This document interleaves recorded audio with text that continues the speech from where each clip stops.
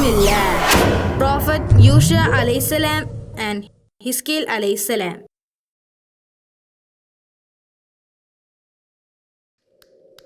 യൂഷ അലൈഹിസ്സലാം മൂസ നബി അലൈഹിസ്സലാമിന്റെ അനുയായികളിൽ ഒരാളായിരുന്നു. മൂസ നബിയിൽ നിന്നും അദ്ദേഹം ധാരാളം കാര്യങ്ങൾ മനസ്സിലാക്കിയിരുന്നു. ഇസ്രായേലിയർ അവർ ചെയ്ത പാപങ്ങൾ കാരണം 40 വർഷത്തോളം മരുഭൂമിയിലൂടെ അലഞ്ഞു തിരിഞ്ഞ് നടക്കേണ്ടി വന്നു. അങ്ങനെ 40 വർഷത്തെ നീണ്ട യാത്രയ്ക്ക് ശേഷം അവർ അവരുടെ വാഗ്ദത്ത ഭൂമിയിലെത്തി.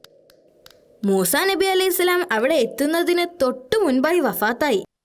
അദ്ദേഹത്തിന് അവിടെ എത്താനായില്ലെങ്കിലും അദ്ദേഹത്തിന്റെ വാഗ്ദത്ത ഭൂമി കാണാൻ സാധിച്ചിരുന്നു. അതിനുശേഷം യൂഷ നബി അലൈഹിസ്സലാം അവരുടെ സംഘത്തെ നയിക്കുകയും യാത്ര തുടരുകയും ചെയ്തു. അങ്ങനെ അവർ അവസാനം ജോർദാൻ നദിയുടെ തീരത്തെത്തി. യൂഷ നബി അലൈഹിസ്സലാമിന്റെ നേതൃത്വത്തിൽ അവർ നദി മുറിച്ചു കടന്ന് ജെറീക്കോ നഗരത്തിലെത്തി. ആ പട്ടണത്തിലെ ആളുകൾ വലിയവരും ശക്തരുമായിരുന്നു. അവർ വിഗ്രഹങ്ങളെ ആരാധിച്ചിരുന്നു. അവരുടെ നേതാക്കന്മാർ എല്ലാവരും വളരെ ദുഷ്ടന്മാരായിരുന്നു. അവർ മുതിർന്നവരെ ബഹുമാനിച്ചിരുന്നില്ല. അവർ ആളുകളെ ഉപദ്രവിക്കുകയും ചതിക്കുകയും ചെയ്തിരുന്നു. അവർ പരസ്പരം സാധനങ്ങൾ മോഷ്ടിച്ചിരുന്നു.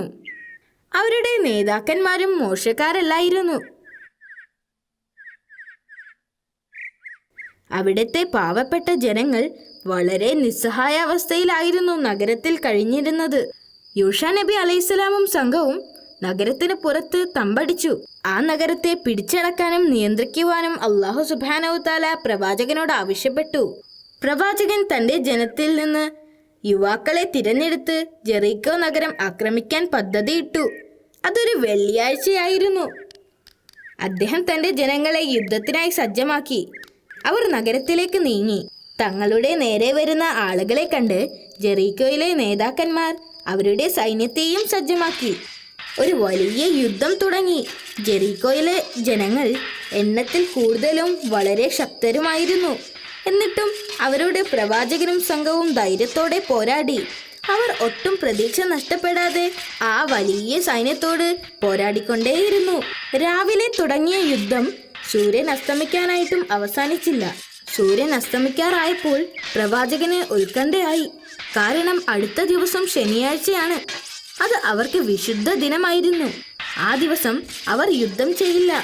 അതുകൊണ്ട് അള്ളാഹുവിനോട് പ്രവാചകൻ പ്രാർത്ഥിച്ചു, "ഓ അള്ളാഹ്, സൂര്യൻ അസ്തമിക്കുന്നതിന് നീ തടയുക" എന്ന് അള്ളാഹുവിനോട് പ്രാർത്ഥിച്ചു. അത് ഒരു അത്ഭുതമായിരുന്നു. സൂര്യൻ മണിക്കൂറുകളോളം അസ്തമിച്ചില്ല. സൂര്യൻ അതുപോലെ തന്നെ ആകാശത്ത് നിന്നു. ഇത് കണ്ട ജെറീക്കോ സൈന്യം അമ്പരന്നു. ഇത്ര സമയം അവരുമായി യുദ്ധം ചെയ്ത ആളുകളെ ദൈവം സഹായിച്ചിരിക്കുന്നു എന്നവർക്ക് മനസ്സിലായി. പ്രവാചകനും സൈന്യവും ശക്തമായി പോരാടുകയും ഒടുവിൽ യുദ്ധത്തിൽ അവർ വിജയിക്കുകയും ചെയ്തു. അതിനുശേഷം ജെറീക്കോ നഗരത്തിന്റെ നിയന്ത്രണം പ്രവാചകൻ ഏറ്റെടുത്തു. 28 വർഷത്തോളം ആ നഗരത്തെ നിയന്ത്രിക്കുകയും ചെയ്തു. അദ്ദേഹം നല്ലൊരു ദയാലുവായ വ്യക്തിയായിരുന്നു. ആളുകൾ അദ്ദേഹത്തെ വളരെയധികം ഇഷ്ടപ്പെട്ടിരുന്നു. നിങ്ങൾക്ക് യൂഷ നബി അലൈഹിസ്സലാമിന്റെ ചരിത്രം ഇഷ്ടമായോ? എങ്കിൽ അടുത്ത ചരിത്രം കേൾക്കാൻ റെഡി ആയിക്കോളൂ. പ്രോഫറ്റ് ഹിസ്കീൽ അലൈഹിസ്സലാം. യൂഷ നബി അലൈഹിസ്സലാം വളരെ കാലം ഇസ്രായേൽ ജനതയെ നയിച്ചു. അദ്ദേഹം എല്ലാ ആളുകളോടും ദയാലുവും നീതിമാനുമായിരുന്നു എന്നാണ് പറയപ്പെടുന്നത്. അള്ളാഹുവിന്റെ ദയയും കാരുണ്യവും കൊണ്ട് ഇസ്രായേൽ ജനത കുറേ കാലം സന്തോഷത്തോടെ ജീവിച്ചു. അവർക്ക് ധാരാളം മഴ ലഭിച്ചു. അതുകൊണ്ട് തന്നെ ധാരാളം വിളകൾ നൽകി ആളുകളെ അള്ളാഹു അനുഗ്രഹിച്ചു. അവരുടെ സന്തോഷം അധികകാലം നീണ്ടുനിന്നില്ല. പെട്ടെന്നാണ് ആ പ്രദേശത്തേക്ക് ഒരു പകർച്ചവ്യാധി വ്യാപിച്ചത്. അസുഖം വന്ന ആളുകളെല്ലാം ഓരോന്നോരോന്നായി മരിച്ചു വീഴാൻ തുടങ്ങി. ചെറിയ കുട്ടികൾ, യുവാക്കൾ, വൃദ്ധന്മാർ എല്ലാവരും എല്ലായിടത്തും മരിച്ചുകൊണ്ടേയിരുന്നു. അള്ളാഹുവിന്റെ ദയക്ക് വേണ്ടി പ്രാർത്ഥിക്കുന്നതിന് പകരം ആളുകൾ ഭയന്ന് അവിടെ നിന്ന് ഓടിപ്പോകാൻ തീരുമാനിച്ചു.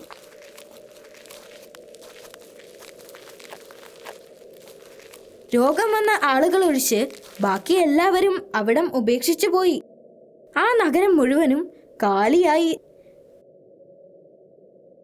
ജനങ്ങൾ അവരുടെ കുടുംബവും മറ്റു വസ്തുക്കളുമായി സ്വന്തം രക്ഷയോർത്ത് ഓടിപ്പോകുന്നത് കണ്ടപ്പോൾ അള്ളാഹുവിന് കോപം വന്നു. അള്ളാഹുവിൻ്റെ അനുഗ്രഹങ്ങളെ ഉപേക്ഷിച്ചായിരുന്നു അവർ പോയത്. ദിവസങ്ങളോളം സഞ്ചരിച്ച് അവർ ഒരു മലമുകളിലെത്തി. അവിടെ താമസിച്ചു.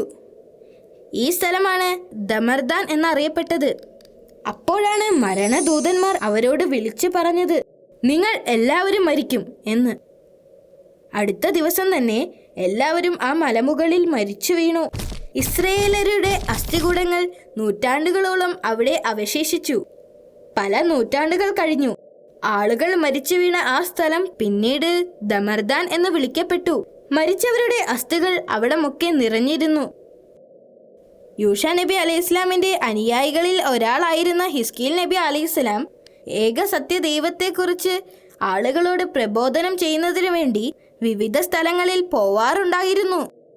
ഒരിക്കൽ ഹിസ്കീൽ നബി അലൈഹി ഇസ്ലാം ദമർദനിലൂടെ നടന്നു പോകുമ്പോൾ ധാരാളം അസ്ഥികൾ ചുറ്റും കിടക്കുന്നത് കണ്ട് അദ്ദേഹത്തിന് അത്ഭുതം തോന്നി. എന്താണ് സംഭവിച്ചത് എന്നറിയാൻ കുറെ സമയം അദ്ദേഹം അവിടെ നിന്നു. തനിക്ക് ചുറ്റും ചിതറിക്കിടക്കുന്ന അസ്ഥികൾ കണ്ട് അദ്ദേഹം അമ്പരന്നു. ഇത്രയും അസ്ഥികൂടങ്ങൾ എങ്ങനെ ഈ മലമുകളിൽ ചിതറിക്കിടക്കും? അദ്ദേഹം കുറെ സമയം അതിനെക്കുറിച്ച് ആലോചിച്ചു. എന്താണ് സംഭവിച്ചത് എന്നറിയാൻ കുറെ സമയം അദ്ദേഹം അവിടെ നിന്നു. പെട്ടെന്ന് അദ്ദേഹം ഒരു ശബ്ദം കേട്ടു. ഞാൻ അവരെ തിരിച്ച് ജീവിതത്തിലേക്ക് കൊണ്ടുവരുന്നത് എങ്ങനെയാണെന്ന് നിനക്ക് കാണാൻ ആഗ്രഹമുണ്ടോ? അള്ളാഹുവിന്റെ ശബ്ദം പ്രവാചകൻ തിരിച്ചറിഞ്ഞു. അതെ, പ്രവാചകൻ മറുപടി പറഞ്ഞു. അള്ളാഹുവിന്റെ ശക്തിയിൽ അദ്ദേഹം ആശ്ചര്യപ്പെട്ടിരുന്നു. ആദ്യം ആ ശബ്ദം, അസ്ഥികളെ, അള്ളാഹു നിങ്ങളോട് ഒരുമിച്ച് ചേരാൻ കൽപ്പിച്ചിരിക്കുന്നു എന്ന് പറയാൻ പ്രവാചകനോട് കൽപ്പിച്ചു. ആ ശബ്ദത്തിന്റെ ആജ്ഞയനുസരിച്ച് പ്രവാചകൻ ഇങ്ങനെ പറഞ്ഞപ്പോൾ ചുറ്റിലുമുണ്ടായിരുന്ന അസ്ഥികൾ അന്തരീക്ഷത്തിലൂടെ പറന്നു വന്ന് അസ്ഥികൾ കൂടിച്ചേർന്ന് ഒരു അസ്ഥികൂടമായി മാറി. ഒരു വലിയ ജനക്കൂട്ടത്തിന്റെ അസ്ഥികൂടങ്ങളായി മാറി. പ്രവാചകന് തന്റെ കണ്ണുകളെ വിശ്വസിക്കാൻ കഴിഞ്ഞില്ല. പിന്നീട് ആ ശബ്ദം അദ്ദേഹത്തോട് ഇങ്ങനെ പറയാൻ കൽപ്പിച്ചു. അസ്ഥികളെ, ഇത് നിങ്ങൾക്ക് വേണ്ടി അള്ളാഹുവിന്റെ കൽപ്പനയാണ്. നിങ്ങൾ മരിക്കുമ്പോഴുണ്ടായിരുന്ന മാംസവും വസ്ത്രവും ധരിക്കുക. പ്രവാചകൻ ഇങ്ങനെ പറഞ്ഞപ്പോൾ പെട്ടെന്ന് അസ്ഥികൂടങ്ങളിൽ മാംസവും രക്തവും ഉണ്ടാവുകയും വസ്ത്രങ്ങൾ കൊണ്ട് മറയ്ക്കുകയും ചെയ്തു.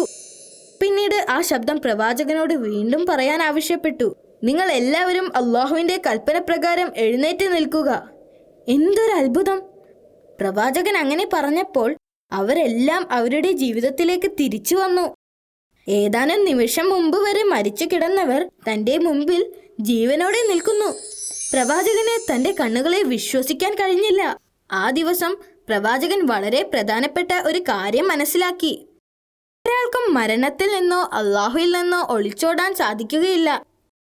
അള്ളാഹു സുബ്ഹാനഹു വ തആല ഒരാൾക്ക് മരണം നിശ്ചയിച്ചാൽ തീർച്ചയായും അയാൾ എവിടെയാണെങ്കിലും ആ സമയത്ത് അത് നടന്നിരിക്കും.